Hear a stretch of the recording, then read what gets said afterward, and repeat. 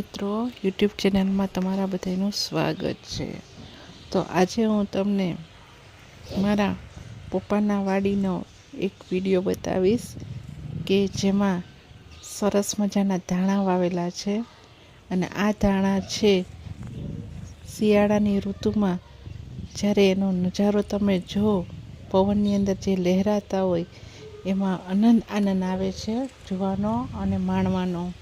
તમે આવા એક ગામની પણ મુલાકાત લેજો તો તમને એનો સુંદર મજાનો અદ્ભુત એક અનુભવ થશે.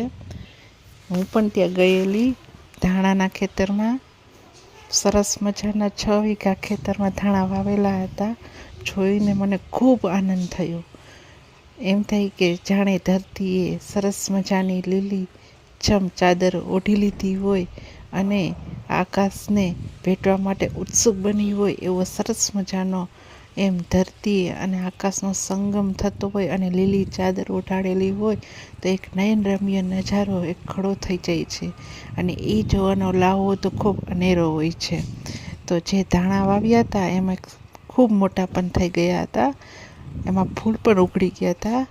અને એ લીલાછમ જે ઝાડવા હતા અને એમાં સરસ મજાના જે સફેદ અને જાંબલી જેવા ફૂલ ખીલેલા હતા.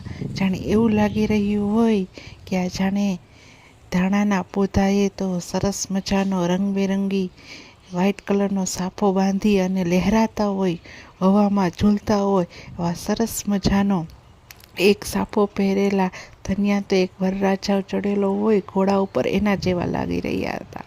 એવો સરસ મજાનો અદ્ભુત નજારો ત્યાં જોવા મળેલો હતો. માથે સફેદ ફૂમકા એવો સરસ એવો દેખાઈ રહ્યા હતા, અદ્ભુત, કે જાણે એમ થાય કે વાહ, મારી આંખોને ટાઢક પડી ગઈ છે. તો મિત્રો, આવા લીલાછમ ખેતરમાં જોવો ને એમાં અદ્ભુત આનંદ થઈ જાય છે. આ જે ફૂલો જે ઉઘડ્યા છે જે સફેદ, એ ફૂલોમાં પછી આ ધાણા આવશે. અને એ ધાણા પછી જ્યારે સુકાઈ જશે પોધા, ત્યારે એને એ ધાણાને ખખેરી અને પછી એને ધાણા કાઢી અને ત્યાર પછી આપણે જે ધાણા જીરું બનાવીએ છીએ એ બનાવવામાં આવશે. અને એમાંથી ખેડૂત પોતાના જે મહેનતની કમાઈ છે એમાં સોનેરી ઢગલો જોવે છે ને, ત્યારે એ જે મહેનત કરેલી હોય છે અને જે એમાં પરસેવો પાડ્યો હોય છે ને એ મબલક પાકમાં ખેડૂત જોઈ અને આનંદની અનુભૂતિ કરે છે.